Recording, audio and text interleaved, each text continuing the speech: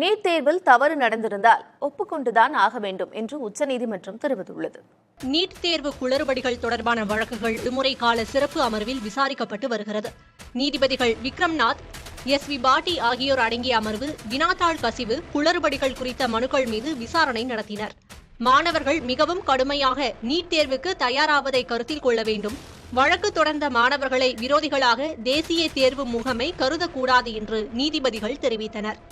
NEET தேர்வில் 0.001 விழுக்காடு அளவுக்கு அலட்சியம் இருப்பதாக தெரிந்தாலும் உரிய நடவடிக்கை எடுக்கப்பட வேண்டும் என்று நீதிபதிகள் கூறினர். முறைகேடு செய்து மருத்துவர் ஆகும் ஒருவர் சமூகத்துக்கு எத்தனை பெரிய தீங்கிழைப்பவராக இருப்பார் என்று கற்பனை கூட செய்து பார்க்க முடியவில்லை என்று தெரிவித்த நீதிபதிகள், தேர்வு நடத்தும் அமைப்பான தேசிய தேர்வு முகமை உறுதியுடன் இருக்க வேண்டும் என்றும், ஒரு தவறு நடந்தால் அதனை ஒப்புக்கொள்ள வேண்டும் என்றும் தேசிய தேர்வு முகமைக்கு நீதிபதிகள் அமர்வு அறிவுறுத்தியது.